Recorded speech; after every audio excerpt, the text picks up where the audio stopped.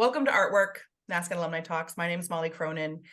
While our community is a global one, and I hope there's people joining in from all over today, our university is situated in Chibuktuk and Mi'kmaq in the ancestral and unceded territory of the Mi'kmaq Nation. We're honored to speak, gather, and make artwork here. I'm so excited to be joined today by, once again, two esteemed alum. This week, we're talking about music practice and art practices and their overlap. And we're joined by the incredible Jenn Grant, BFA 2006, and the equally incredible Andrew Scott, who attended NSCAD from 1986 to 1991. And we're going to be talking about music and art. So Jenn and Andrew, thank you so much for joining us today. Thank you. Thanks, Molly.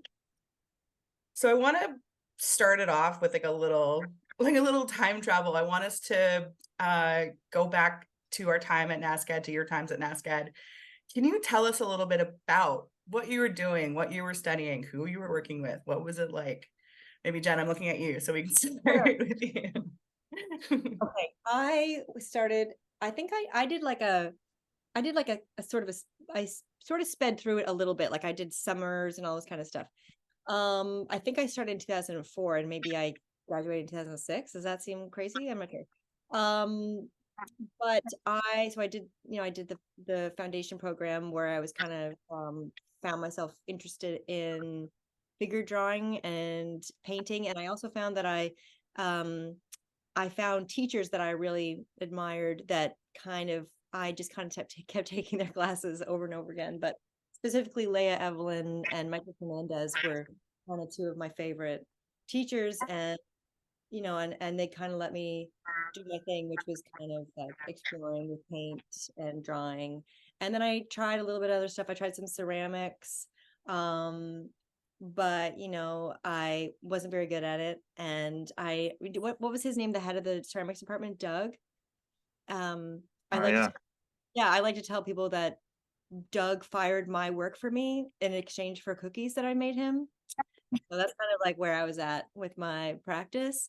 I did some photography, but I was like allergic to the chemicals. So I was also allergic to the oil paint. So I would like be in school all day, and I was working at the cafe across the street. And so I'd be at NSCAD for like 10 hours. And in between on my breaks, I was working at the cafe for this like jackass. And then I'd come back and then I'd like go to the pub with my photography teacher, who I also loved, but the like mix of the chemicals and the beer was like a lot for me. I'm a sensitive creature. Anyways, finally I finished up, and I also was like segregated at one point into like a little space of my own because I was allergic to the oil paints, but made good friends with tech guy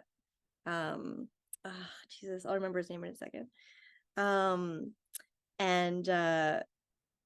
But like kind of halfway through, I guess my studies there, I knew that I really wanted to go be like doing music, but I really wanted to get my degree. So my parents really wanted to, and I also. Yeah, I mean, I think I should stop talking. I've already talked too much, but there's other things I can say.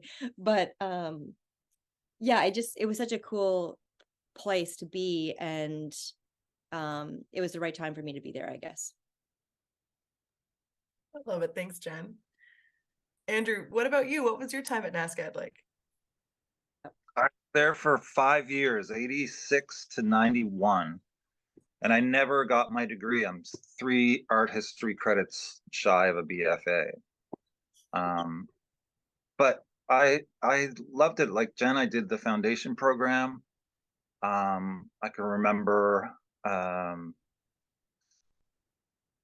can't remember the name of the teacher, but basically the first day of school, he was like looking at 25 or 18 of us and goes, maybe one of you will make a living as an artist. Anyway, our first assignment is blah blah blah, and I never thought of painting at all. I actually thought I wanted to be in graphic design, and it was all pre-computers. So everything was hand bombed, and it was just so fastidious and painful, and I hated every second of intro graphic design. So I had moved on to intermedia, and then I went and did a bit of sculpture, and I worked with Dennis Gill and Bruce Barber, and then I got really heavily into printmaking and worked in both the lithography department and the intaglio department. And then I had a job at the intaglio department as a technician. So I would have to change the acid baths and just stock up all these materials and stuff. And Gerald Ferguson came to me with a zinc plate of a skull from a series of prints that he had made several years earlier, and he wanted it a little darker, so he needed to be re-etched. So I did that job for him, and Love him. I did too. He said, what do you think you're going to do after? I had been in printmaking for probably 2 full years at this stage. And Jerry said, do you think you're going to have access to a 25,000-pound press and giant slabs of limestone after you get out of school? Come and do my intro painting class. And I did, and I never looked back. It's what I never thought I would be a painter. I thought it was just too obvious. But here I am. Huh. Actually, I've been thinking about Jerry a lot lately because I've been doing these portraits, but I hadn't done a portrait since art school in Jerry's class. And Oh yeah. there was this self-portrait I did, black and white, like 8x10, and he like showed it and as like an example, and I was so like moved by that, and it meant a lot to me, and I really loved him. And then like I think I went out with like this guy and like just got like wasted, and I think he like cheated on me or something, and then I went back to NSCAD at like 12:30 in the morning. Like I like kind of liked that you could go there anytime and work, but I was like not in the right headspace, and I did another portrait, and Jerry was so disappointed in me because it was so bad, and I never painted a portrait again until like a couple weeks ago. So he's been on my mind. That's so stupid. I'm glad you came back to it. I'm glad that it's found its way back into your practice. 20 years. Yeah.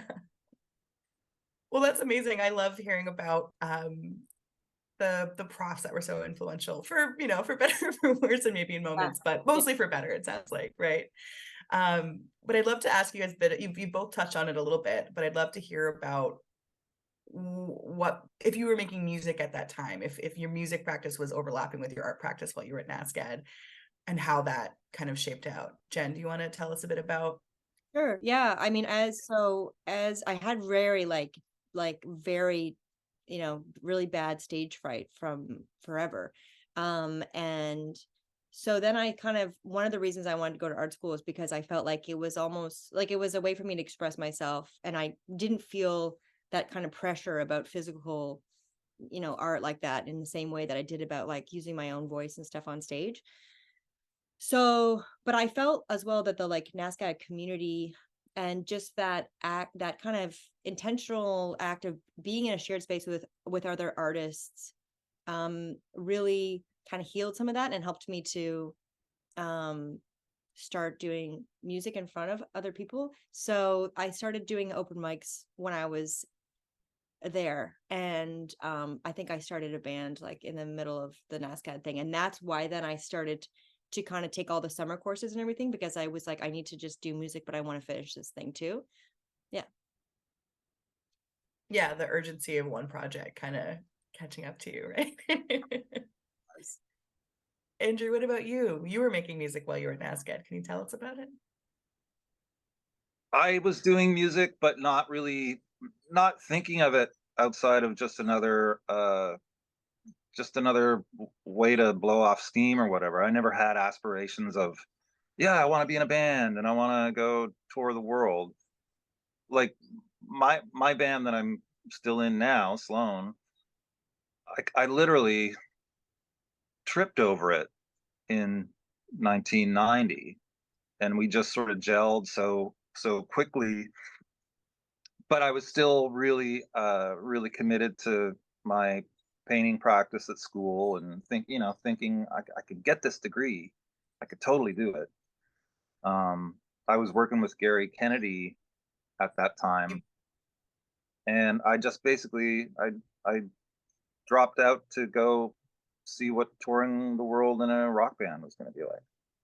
And Jerry at the time, I was working for him as a studio assistant for a couple of years.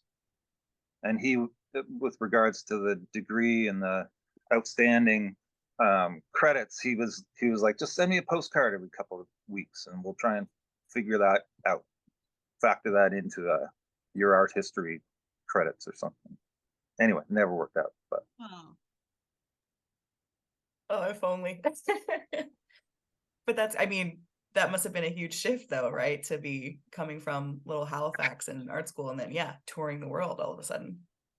yeah, it was huge, and we were so young when it first kind of got off the ground. And like we really, when we formed the band in Halifax, we didn't have we had no bigger picture aspirations. Like we literally thought, let's make a record, let's pay for it ourselves, and we'll give tapes to a bunch of our friends and maybe play a couple of shows.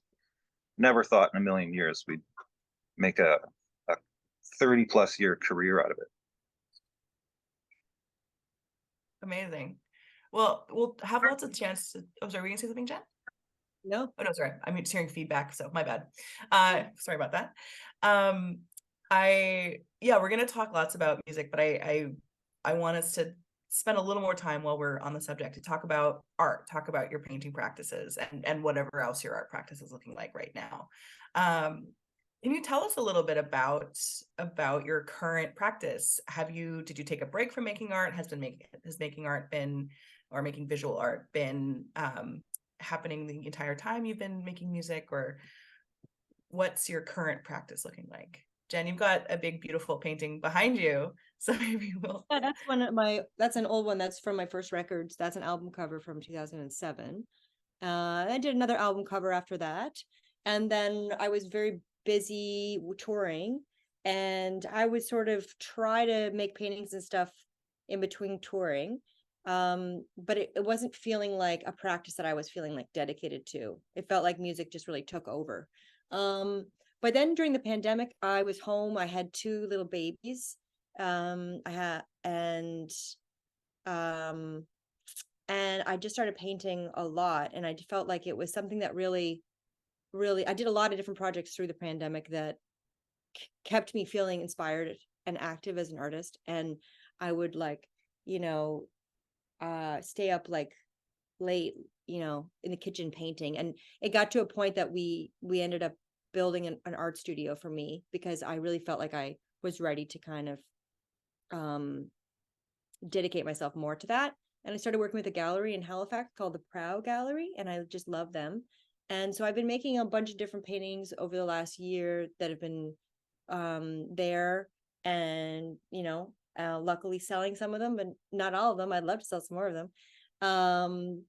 I really enjoy working large scale for the most part, but also when I did a cross Canada tour opening for Blue Rodeo last year, and I was driving in the car, or I was in the car, and I would kind of catch little bits of like the road and stuff, and then kind of work backstage as well, because we were just hanging out backstage and have those like framed, and so there was some smaller scale stuff. Like I figured out ways that I could make art while traveling, which really helped me with touring, because I need to kind of be a little bit, I just like it helps me a lot with my like joy if I can make something as well, instead of just be like sitting in a van.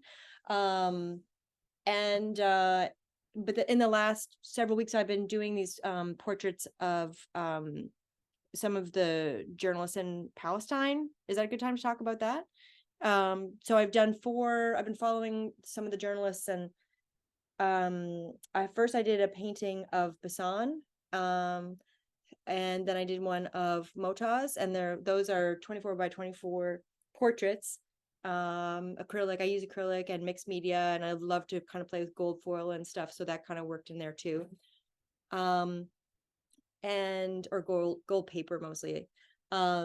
And then we had an auction for those last Sunday or 2 Sundays ago. And then I did 2 more portraits. I did Plestia and Hind, 2 other female reporters from there.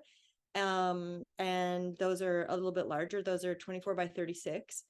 And we had an auction for those, and we raised almost $12,000 for the Red Crescent Society in Palestine, because I'm really interested in that right now, and raising the voices up of the Palestinian journalists and getting aid to Gaza. And then I'm gonna make working on making prints for them of them, and doing a limited run as well to raise money. So yeah, and then I'm going to start. I just did, like, I have a Canadian collaboration record that I made called Champagne Problems, and it's got 13 different artists across Canada, and I'm going to do a portrait of each of them. And that's going to be my show in March. Oh, I love that. Well, I mean, I was so happy to see your fundraising, and that's so amazing and great to hear that there's going to be more opportunity with the prints. And Yeah. then also so interesting to hear about, yeah, like moving that collaboration on the album into like the visual work Yeah. as well is also really For me to wonderful. be like tying them together more, Yeah. because they're very connected in my heart, I guess, music and art and painting. And so it's yeah, we'll see. I love that. Yeah. And Andrew, what about you? Did you have that same kind of experience as Jen of touring affecting your visual art practice? Like, you didn't have an access to a big press like Jerry said, but also maybe not to a painting studio. Yeah, I mean, I think I took 7 years off of painting altogether once the band sort of took off. And it was really, really nice to get back at it, like in around 1996, 97, I think. I finally got a studio in Toronto here where I live currently, when one could afford a studio in Toronto. And and I would go into these big fits and starts in between tours and just wanting to kind of like decompress at home when I get home from the road. I didn't really, aside from going to museums all the time when I'm traveling, because there's nothing but downtime all day long. I wasn't really thinking of art making while I was doing that, because I had a kind of a stubborn, art making is one thing, and playing music with my coworkers is another thing, and never the two shall cross. But that was just kind of like an idiotic um, internal thing that I made up for some reason that made no sense really. And then when I had kids, both my kids have just left. Mine are almost 22 and almost 20 years old. And I missed the class on the empty nest, and it's a profoundly palpable void in my life. So when the pandemic hit, when 2020 rolled around, I actually thought this year is going to be so great. And my friend Paulette Phillips, she's an artist as well, lives right behind me. She found an old easel on the street. And I never worked on an easel before. And in very, very early 2020, I just started painting these portraits of dogs again, these monochromatic blue dogs. And I just kind of started cranking them again, because I also tripped over those when I was working with Jerry Ferguson in NSCAD. And then when the pandemic hit, I was on the road. I was in New York City in March 2020. And when the sky fell,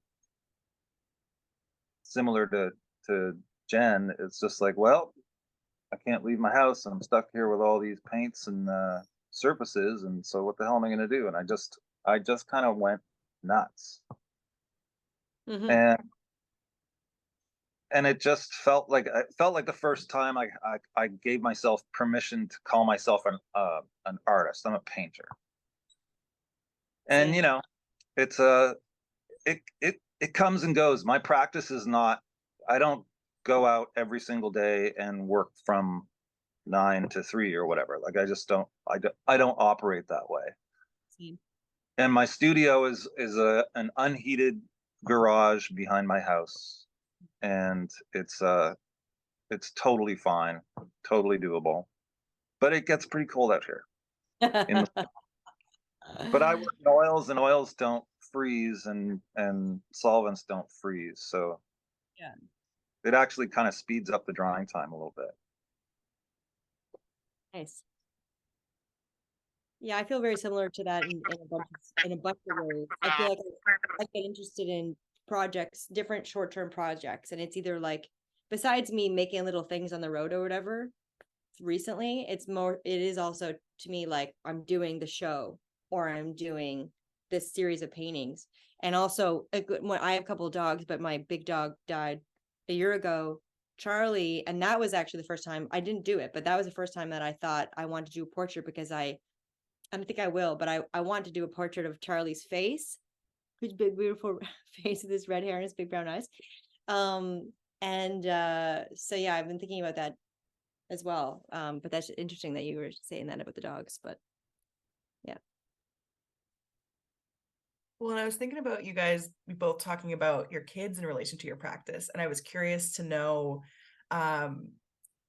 what was it like raising kids, or what is it like raising kids with these practices, like especially when you're thinking about touring or the time you need to be in the studio or away. How is parenting and art making and music making all kind of fit together in different ways in your life? Jen, I know you bring your little boys on stage and on tour with you a lot of the time. Sweet Lord, I do.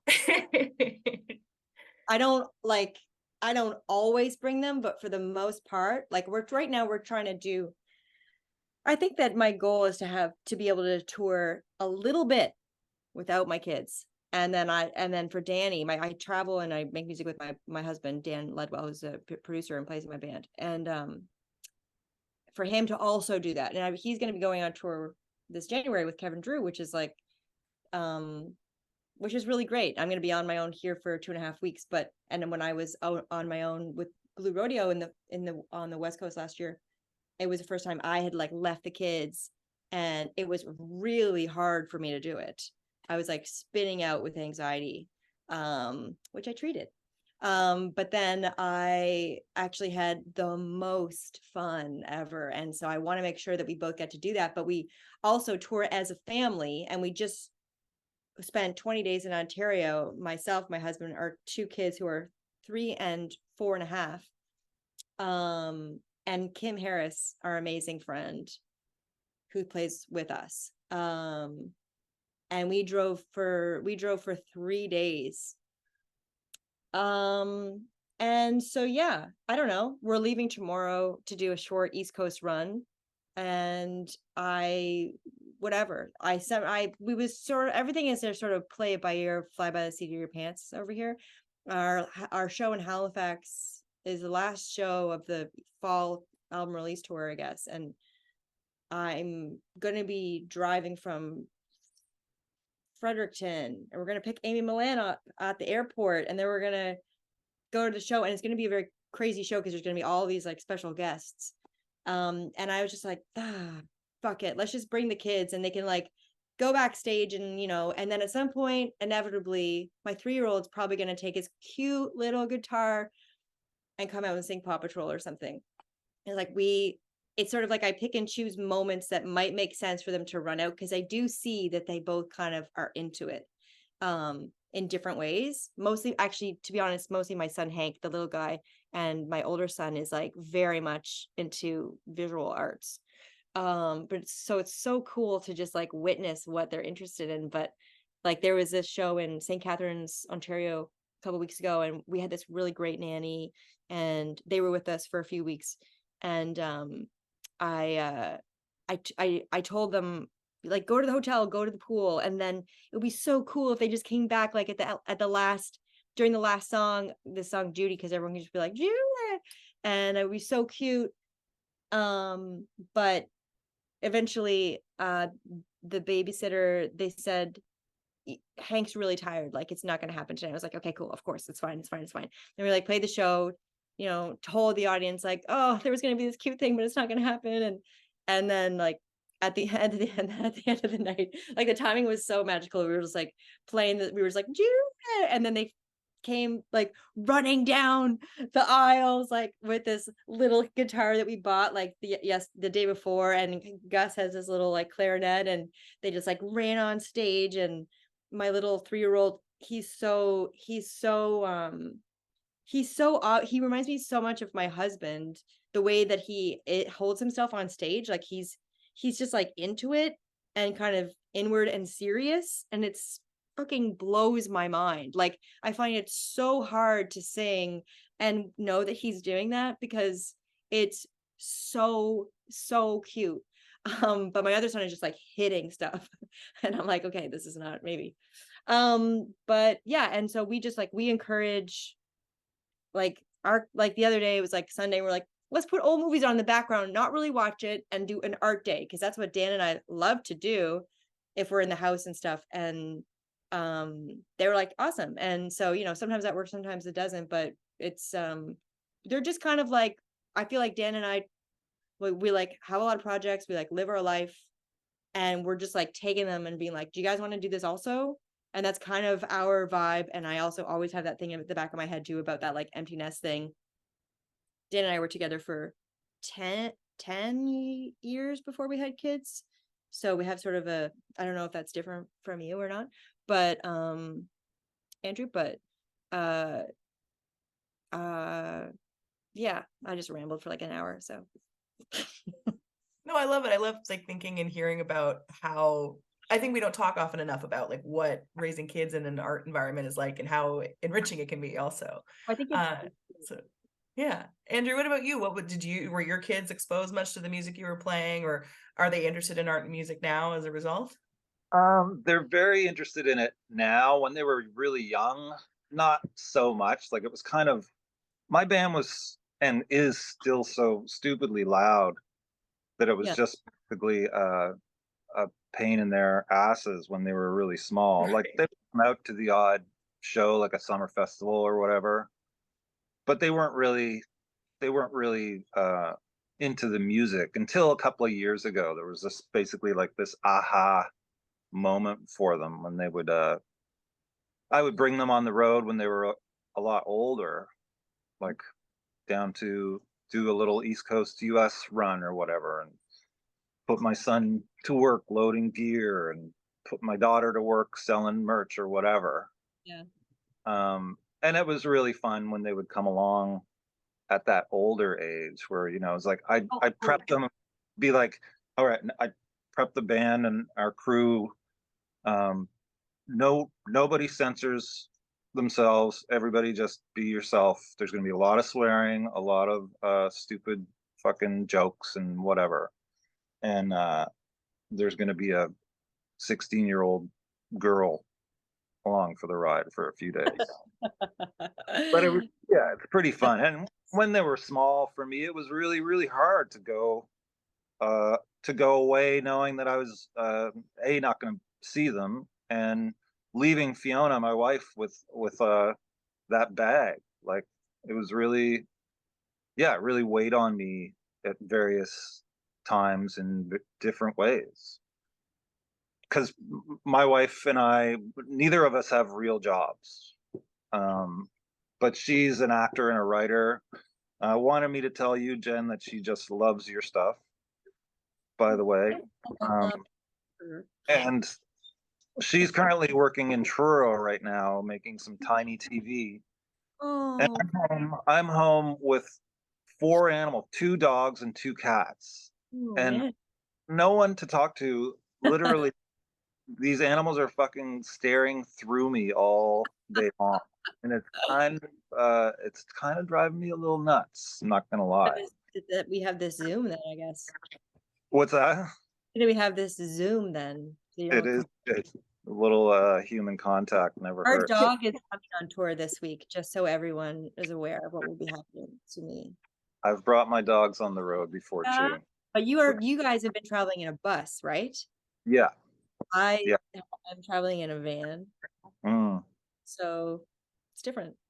it is. It's way I different. always felt like if I could just travel in a tour bus, everything would be fucking great and so doable. Because my kids would just be in there and blah blah blah blah. I'll send you. I'll Was send that you. happening? I'll send you the contact for the guy that the husband and wife team that we travel with out of Chattanooga, Right. Tennessee, and That they're they're way cheaper than any other bus oh company. oh And they're wow. Yeah, please do send that. I will for sure.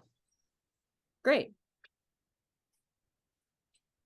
Then I'll Look go at on to that, go making Sloan. I'm a big Sloan fan. I feel like that's probably obvious, but it's not. I'm Oh, from thank you. Your stuff is great too. Thank you. this has been so great, guys. We're gonna chat for like maybe 5 more minutes and then we'll open it Great. up to Oh, awesome. questions from the audience. So just thinking like, what do I want to, what's my closer? Is there anything you want to tell us about like what's coming up? You've told us a bit about, Jen, some shows coming up, but what is Mhm. 2024 looking like for both of you? Is it touring? Is it studio time? Is it still in the works? So what's happening in 2024 that we should keep our ears to the ground for? I like to write music usually in like dedicated insane bursts. And I don't have a problem like writing, and for some reason still I have a wonderful team who also every once in a while will be like, can you make a record? But I'm like, I was going to in a minute, but just a second. But they're amazing. So it all works out. But I kind of have this kind of like catalog now of two different little writing bursts I had. And I'm thinking about maybe making a movie and having the album be a soundtrack to the movie and then being in the movie. That's kind of like that's like an idea that I'm working around. But then also shit keeps happening in the world, so I feel like maybe I will be writing other things, but yeah, I'm going to be touring and stuff in the winter and 2024, and hopefully doing festivals and stuff, but nothing is like booked yet or announced, but I have sort of some plans to maybe go to like the West Coast and Canada and the States again. I never really go to the States except for a little bit, which I always really really wanted to go to the States more, but usually it's just like New York and whatever. And yeah, so I'm gonna be in a Hallmark Christmas movie, and it's coming out on December 15th, and I'm the Are other you one, really? and it's my first acting job. That's The Secret incredible. Christmas Wish, December 15th at 8 p.m. It's no big fucking deal. Okay, I'm done now. Amazing. Well, Try I'll a be little bit of watching. that, Andrew. Yeah. Pretty top dollar shit I just said. I'm my Hallmark Hey, premiere. Andrew, when's your Hallmark movie coming out? But seriously, what are you working on in the new year as we're wrapping things? So I was really busy last year and kind of like just straight out of the COVID lockdown. Like I basically live my life like I'm still in lockdown. And I know that comes from an incredible place of privilege, but Yeah, um same. yeah, like getting back onto the road, it was weird for me to just kind of like dive back into, well, this thing's over and it's really not over. I mean, still people are down with it right now. I think I just got my fifth COVID shot a couple of weeks ago. So this year coming up, like really, it's it's it's about Fiona and I figuring out this new stage in our lives together as a couple. And so we've got some plans to maybe make some music together. Fiona's a great songwriter too. Um, Cool. and I've got a just a bunch of paintings that I want to get done, and I want to hopefully sell to somebody. I don't use I don't have a gallery at all. I never have had one. I just sell paintings through Instagram, Mhm. which is again so fortunate. And it's like it's That's amazing that people will pay, I'm not giving them away, but I'm not overcharging, but people are paying, a few $1,000 for something that they're just seeing on their phone. Mm. And it's been really fortunate for me. If Instagram disappears, I'm screwed Mm. in terms of the art making sales world anyway. But even if I wasn't selling paintings, I'd still be making them. So Yeah. that's kind of what I have planned down the road. And it just kind of gets adjusting to this new reality of like, oh my God, where are the kids? Like I was talking to a friend of mine a couple of years ago, is like, Jesus, why wasn't I painting like this? This is still during the pandemic, I guess. It was just like, why wasn't I just like cranking paintings out like I am now? And he was like, dude, you were pretty busy for 20 years, if I recall. And I was like, oh my God, you're so right. I never even really put two and two together. It's like, your kids are so young, but tomorrow they're gonna be like coming home at 4 o'clock in the morning. It, it's scary. I'm But scared. now the kids are all right. The kids are all right. Where are your kids? My daughter's in Montreal. She's going to Concordia. Thinking about going to cooking school come January. Nice. And my son's in Halifax going to the community college there, trying his hand at plumbing. Nice. Yeah, it's great. I think it's just like get your foot in the door and try it all. Try Yeah. everything. Yeah. Yeah, And I think that's great. they're doing well. Well, if they need anything from me, if your son needs some like brought to him, like some honey or That's very sweet. let me know. I'll send them your Zoom contact. I'm always on Zoom. I love that. Well, I hope that Fiona has a great time on her project in Truro and that you guys have a really wonderful winter working together, Andrew. Oh yeah, me too. And we will. Yeah, no doubt. Well, thanks, guys. I want to turn it to, we've got some questions in the chat. And then once I've given this question, if anyone else has more, you can, unmute yourself or pop the question in the chat. I just want to say one more thing. It's please. so cool for me to learn that Andrew and Fiona are collaborating together because I've been collaborating with my partner for however long we've been together, 15 years.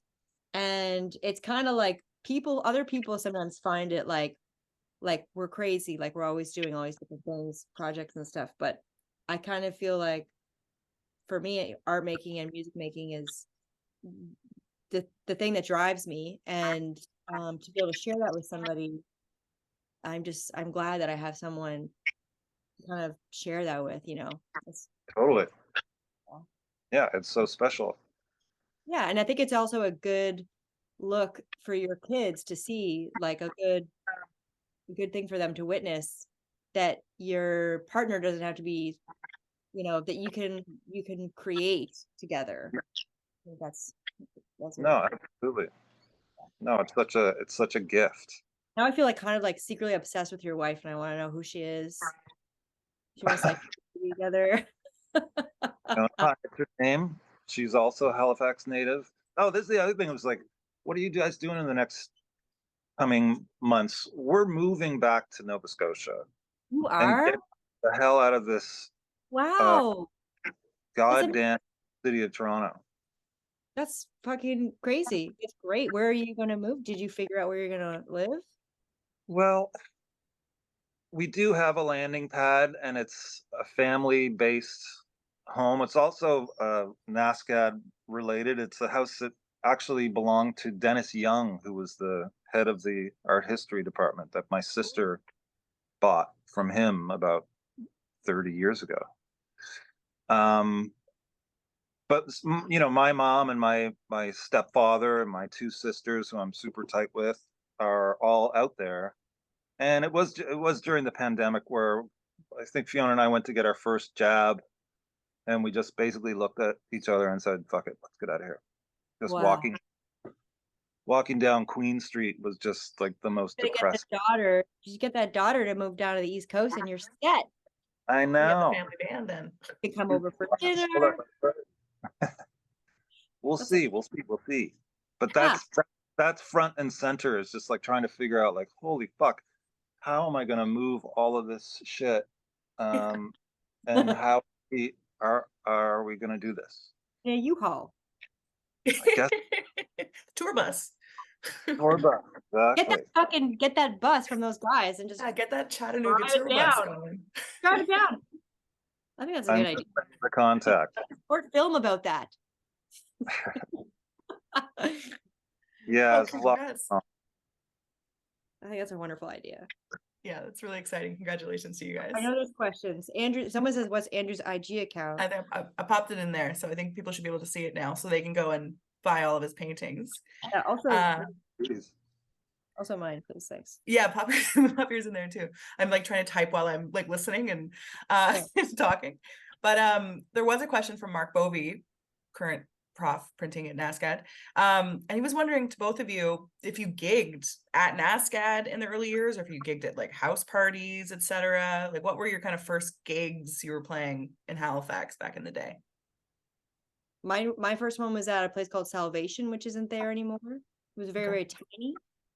And I used to do I did like an open mic sort of thing where I would go to Ginger's Tavern and the Kyber Club and what was that other place? The Tickle Trunk. And I would sing at those places. That's kind of where I started out, I guess. And playing a pool. Nice. Yeah. Sloan played our very first show in the cafeteria at NSCAD in February of '91. And we have it on video cassette. Oh, cool. Oh, wow. Is it out? Like, release it? Not yet. We just sit on such a giant archive of stuff, and you know, in this new age of make it up as you go music business. Yeah. Like we just sort of repackage things and offer them as limited runs to the fans or whatever. Yep. As a way to just stay kind of in the conversation and just stay relevant, because I don't have any plans. I don't even know when our next show is. I have nothing in the calendar. A nice feeling. It is kind of a nice feeling, but it's also a little bit like, what? Wait, what do I have a job anymore? I tried to get Chris Murphy to write a song with me, but he didn't go for it. What a dick. A dick, I know. That's too bad. You guys would make a great collab. He's got too many collabs going on though. He's got he probably can't take any more on his plate. Yeah, it was a couple years ago, I think. I'll get him next time. We talked a bit about collaboration, and Jen, you collaborate a lot with your husband, and Andrew, you're, you know, looking forward to collaborating with your wife. And can you guys talk about what for you makes a good collaboration in either art or music? How do you navigate the two kind of, you know, the different artistic minds in one project? I think, I mean, I just did all those co-writes for this record, and I just kind of, some of them were in person, some of them were on Zoom, and I just kind of wanted to, I'm comfortable not being, I can be a leader, but I'm also fine to let someone lead and sometimes that's really where someone needs to be too. So I think just kind of paying attention to how that person likes working and figuring out how you can meet, if that makes sense. But I think also I think it's kind of like just leaving your ego kind of behind, being able to embarrass yourself, I think is important. And yeah, I don't know, like I like to go towards things with not like a final like this has to be like this, or this has to look like this or sound like this. Like just kind of try to, like with art making, with painting and with music, I feel like when I just forget myself, that is the like that's kind of my goal, because it's sort of like the stuff that comes through transiently with color and strokes, or with music, it's like that kind of in between place that kind of you can like tap into, and like that's where the creative source comes from for me. And that's when I can kind of like feel like I'm giving something that is maybe meaningful to other people. I love that. What do you think, Andrew? What for you makes a strong collaboration?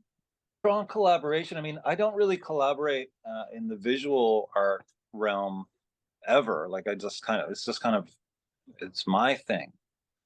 But being in a band, like Jen knows, is a huge collaboration, and it's like you have to find the right kind of people that are gonna match your sensibilities, both creatively and on a personal level, I guess. And I mean, I've been in the same band with the same people for almost 33 years, and we brought in um, another guy, Gregory McDonald, who plays keyboards and sings all the high parts, and he's effectively the MVP of our band now. Like we couldn't do it without Gregory. Hmm. And that we brought him in, I think like 15, 16 years ago, and he knew every single song in our catalog at that time, and just he was just such an injection of younger enthusiasm and positivity. And that was at a period where our band, the four core members of my band, we were not in a good place as collaborators. It was not going well. But we did it. We took steps to try and right the ship. And being in a band is like, it's like being in another family. And you really have, there's going to be conflict and there's going to be disagreements, but everybody's going to have to make sacrifices here, there, and everywhere. And you just think of the bigger picture, like what's more important, your petty little bullshit that you think is going to make everything great, or to continue to make this work, to offer the world who seem to enjoy it. And I guess that's my thinking is don't throw the baby out with the bathwater or whatever. It's just too important. We've come too far to throw it all away over petty grievances. Yeah. Well, what an exciting opportunity to kind of like refresh the dynamics with the inclusion of a new person, right? Like that really No, for does. sure. Like we change can't do it without Gregory now. Yeah. Can't be done. Amazing. Well, we're almost done, but maybe I'll just wrap it up quickly with do you guys have any advice for any NSCAD students who are watching who might also be looking to wed an art practice and music career? Any tips? I mean, I think just like working on your craft for both of those things is kind of the only way. And I mean, like with music, I felt like going to live shows was always inspiring, and also it's a social industry, and like, you know, things happen when you connect with other artists, whether you're inspired or whether you collaborate on something, or get to like hop on a tour or something. So I think just like being open to like meeting people, and just like doing things that inspire you, like just kind of not forgetting your passion point is probably, or just like, yeah, I'm sort of like a reinventor. I like to reinvent some like things, or like, create new sort of things for myself to be inspired. I'm interested to see what Andrew has to say so I can learn. Yeah, Andrew, any tips for us? I would say go for it Mm-hmm. by all means. Um, if it's not fun, you're either working with the wrong people or you're in the wrong industry. And if you're in it for the money, you're dead in the water. If you're in it because you love it, that's got to come through first and foremost. And, you know, eventually the money will find you in drips and drabs. And especially in the music biz, how hungry are you? Like, how bad do you want it? There's no rules. There's no one way. There's no like stay in your lane, kind of like never stay in your lane. Same goes for painting or visual art. And again, you gotta love to do it, and it should be fun. Mhm.